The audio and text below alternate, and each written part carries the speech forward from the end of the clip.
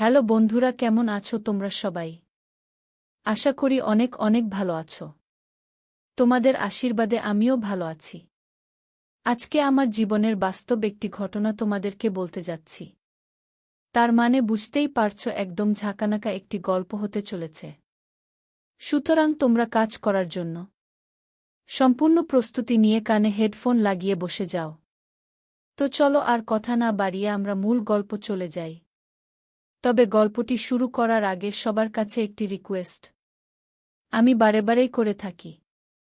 সেটি হচ্ছে, আমার গল্প শুনে তোমরা যদি মজা পাও, তাহলে তোমাদের কাছে আমার একটাই দাবি, চ্যানেলটি সাবস্ক্রাইব করবে এবং ভালো ভালো কমেন্ট করবে। আর যদি আমাকে কারো ভালো লেগে যায়, তাহলে কমেন্ট বক্সে ভালো ভালো কমেন্ট করবে।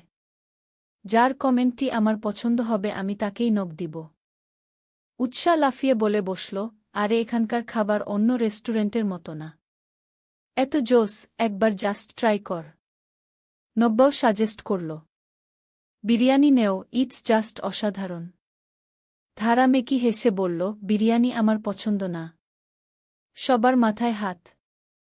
আইদ হা করে তাকিয়ে বলল, তুই কি এলিয়েন? পৃথিবীর কোনো বান্দার বিরিয়ানি অপছন্দ হতে পারে ভাই? ধারা বলার কিছু পেল না। তোরা সব থাম। প্রত্যেকেরই নিজস্ব পছন্দ অপছন্দ আছে। সবার এক জিনিস পছন্দ হলে তো হতোই। ধারা, তুমি নিজের মতো অর্ডার করো। তবে কফি না। এই ভর দুপুরে কফি মানায় না গে। স্নিগ্ধর কথায় ধারা আবার মেনু দেখল। স্যান্ডউইচ। সবাই পুনরায় হতাশ। রাত্রি তবুও বলল, গিল বয়েন, তুই স্যান্ডউইচই গিল। সবাই সবার অর্ডার দিয়ে বসে রইল। কয়েক সেকেন্ডের মাঝেই ধারা বাদে সবাই মিলে সুর ধরল গানের। এটা নতুন নয়।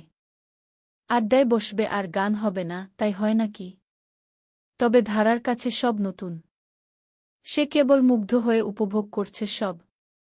অদ্ভুত শান্তি লাগছে তার। এতক্ষণে সে আনন্দ সমাবেশ নামের অর্থ খুঁজে পেল। কিছুক্ষণের মাঝেই খাবার চলে এলো। নব্বর অর্ডার ছিল বিরিয়ানি, রাত্রির চিজ পাস্তা, আইদের খিচুড়ি আর মাংস, উৎসার ফ্রাইড রাইস আর স্নিগ্ধর তেহেরি। যে যার মতো খেতে শুরু করল।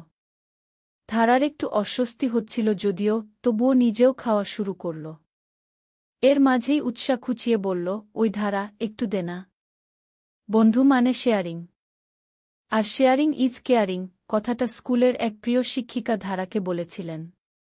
স্কুলে ধারার একটাই বন্ধু ছিল, তিতির। ওর সাথে সব সময় টিফিন ভাগাভাগি করে খেত। সেটা দেখেই শিক্ষিকা হেসে দুইজনকেই বলেছিলেন। তবে তিতিরের বাবা নৌবাহিনীতে ছিলেন। তাই সময়কাল অনুসারে বদলি হয়ে গেল তাদের। এরপর আর তার বন্ধু হয়নি। আস্তে আস্তে সেও চুপচাপ হয়ে গেল। উৎসার আবদারে তিতিরের কথা মনে পড়ল তার।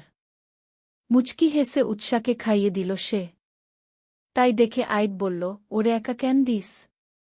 আমাকেও দে, আমিও তোর বন্ধু। ধারার হাসি পেল। স্যান্ডউইচটা এগিয়ে দিল আইদের দিকে।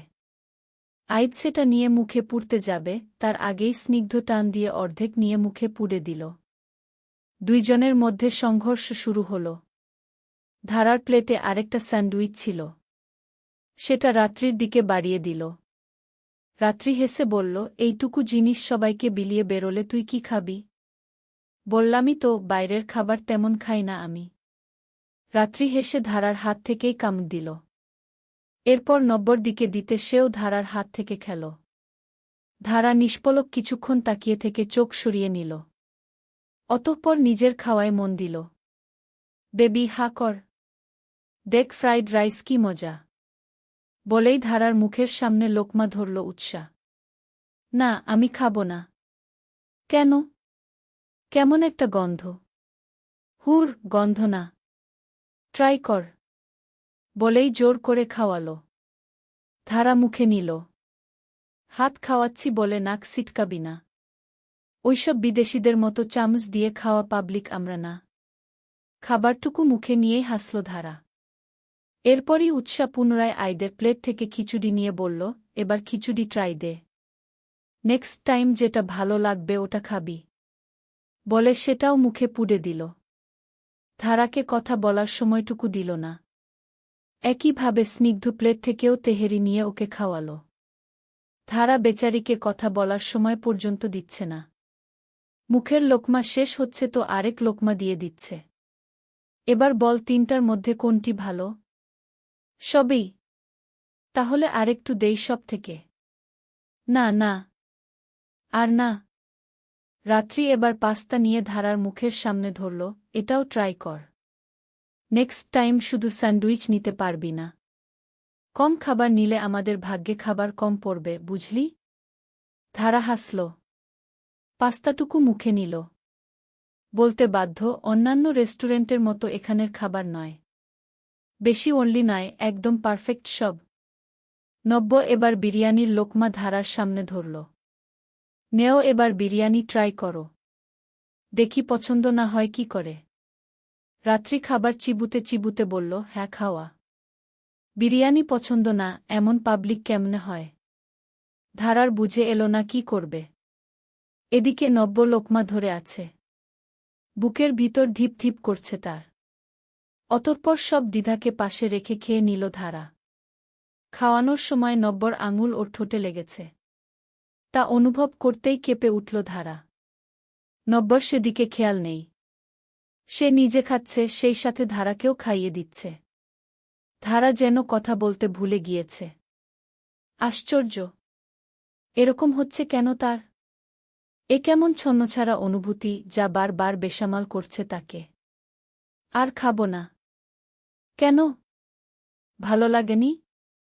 না, সেটা নয়। পেট ভরে গিয়েছে। কিছুই তো খেলে না। তাহলে ভরল কিভাবে? এবার ধারা বোঝাবে কি করে? পেট না ভরলেও মন অনুভূতিতে ভরে যাচ্ছে, যা তার অচেনা। সম্পূর্ণ অচেনা। খাওয়া দাওয়ার পর্ব শেষে উৎসাহ উঠে দাঁড়াল। বক্তৃতা দেয়ার মতো করে বলল, আজকে আমাদের নতুন ফ্রেন্ড ধারা আমাদের টিমে জয়েন করা উপলক্ষে আইদ সবাইকে ট্রিট দিল। তালিয়া। আইদ তখনও খাচ্ছে। খাওয়া থামিয়ে চোখ বড় বড় করে তাকিয়ে বলল, মানে কি? মানে তুই ট্রিট দিচ্ছিস? কি আশ্চর্য! এটা কখন বললাম? রাত্রি উঠে আইদের গাল টেনে বলল, তুই আমাদের জানের জিগার দোস্ত। তাই তোর মন পড়ে ফেলতে পারি আমরা। তুই আরামসে খা। আমরা ওই মাঠে আছি। খেয়ে আয়। সবাই হৈ হৈ করতে করতে উঠে গেল, শুধু যায়নি ধারা। আইদ গম্ভীর মুখে খাবার গিলছে। বিলটা আমি দেই? ধারার কথা শুনে চমকে উঠল আইদ। টাকা আছে সাথে? হুম। আইদ হাসল। বন্ধুত্বের উসুল এখনো বুঝলি না মেয়ে? যেদিন বুঝবি সেদিন বিল দিস। এখন ভাগ। এখানে বসে আমার খাবারে নজর দিস না। ধারা কিছুই বুঝল না। অবুঝের মতো উঠে এগিয়ে যেতেই রাত্রির দেখা পেল। সে হাসি মুখে তার কাঁধ জড়িয়ে হাঁটতে শুরু করল। তোর কাছে বন্ধুত্ব মানে কি ধারা? বন্ধুদের মাঝে বন্ধন। রাত্রি শব্দ করে হাসল। তোর কথা বার্তা একদম বাচ্চাদের মতো। অবুঝ ভীষণ মনে হয় তোকে। আমার উৎসাহ, আইদ আর নব্বর বন্ধুত্ব সেই ছোট্টবেলা থেকে। আমাদের প্রত্যেকের বাবা ব্যবসা সংক্রান্ত কারণে একে অপরের সাথে জড়িত। সেই সূত্র ধরেই মায়েদের মাঝেও ভাব। আর সেই থেকেই আমাদের পরিচয়। আমরা সব সমবয়সী নই। কেউ 1 বছরের বড় ছোট, কেউ 2 বছরের। স্পেসিফিক জানি না কে আমার কত বড় বা ছোট। শুধু জানি আমরা সমবয়সী নই। তবে ভাগ্যের পালাক্রমে সবাই একই ক্লাসে পড়ি আমরা। তবে এক স্কুলে ছিলাম না। এক একজন এক এক জায়গা। সপ্তাহে একদিন মায়েরা আড্ডা জমাত। তখন আমাদের দেখা হতো। আমাদের স্কুলে তেমন বন্ধু কারোই ছিল না।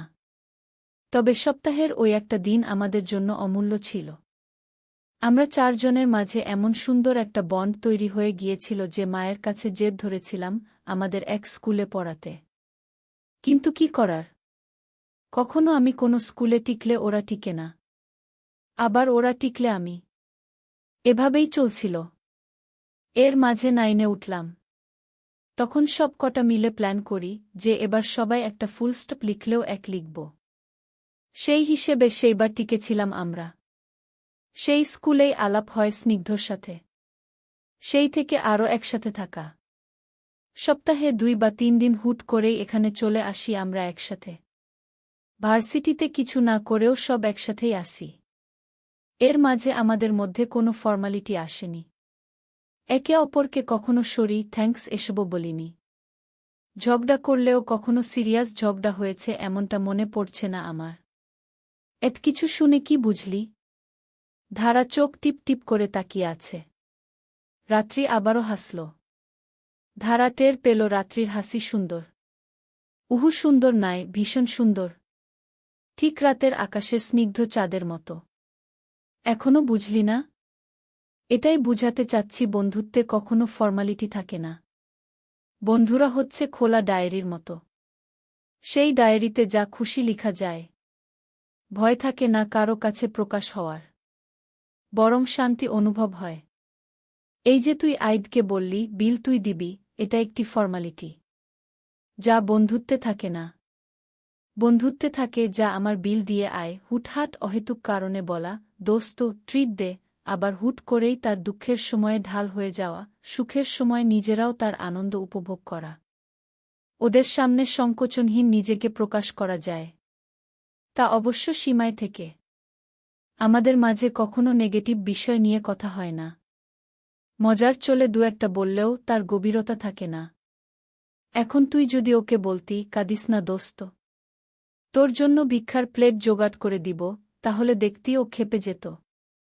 কিন্তু মনে বন্ধুত্বের টান আপনাপানি আসত। কারণ মন জানে আমরা আমাদের প্রিয় মানুষদের খেপাতে পছন্দ করি। আর বন্ধুরা তো আমাদের প্রিয় মানুষদের মাঝে অন্যতম। তাই না? ধারা মনোযোগ দিয়ে সব শুনল। আশ্চর্য! সে এসবের সাথে একদম পরিচিত নয়। সব নতুন তার কাছে। রাত্রি পুনরায় শুধালো, সো এসব ফর্মালিটি বাদ দিবি? আজকে তোকে হাড়ি ভর্তি বন্ধুত্ব নিয়ে গান দিলাম। আর যেন দেয়া না লাগে। ধারা হাসল। কথা বলতে বলতেই ওরা মাঠের দিকে এসেছে। জায়গাটা রেস্টুরেন্টের পিছনে। মাঠের এক কোনায় ছোটখাটো স্টেজ টাইপ, যেখানে মৃদু আওয়াজে গান বাজছে। কত শত মানুষ এখানে। এর মাঝেই দেখল উৎসাহন্যে হয়ে নব্য আর স্নিগ্ধর পিছনে দৌড়াচ্ছে লাঠি হাতে। এটা এদের রোজকার কাহিনী। কিছু একটা বলে উৎসাকে খেপাবে। তারপর উৎসাহ চেতে লাঠি নিয়ে ছুটবে গু। ধারা হাসল। রাত্রি পুনরায় শুধালো, আমাদের টিমে কিন্তু আমরা যাকে তাকে নেই না। স্নিগ্ধকে যাচাই বাছাই করে নিয়েছিলাম। আর তোকে বিনা যাচাই বাছাই করে গি। কেন? কারণ তোর চোখের দিকে তাকালেই বোঝা যায় ভীষণ অবুঝ তুই। সব জানার কৌতূহল আছে। আর অবুঝ মানুষ সর্বদাই পারফেক্ট হয়। ওদের মাঝে কোনো অসৎ চিন্তা থাকে না। তাই মানুষের জীবনে কিছু নির্দিষ্ট দিন থাকে যা স্মৃতির খাতায় লিখে রাখা যায়। তেমনি ধারার কাছে আজকের দিন। শুরুটা বিব্রতিকর পরিস্থিতি দিয়ে হলেও বাকিটা অদ্ভুত সুন্দর ছিল।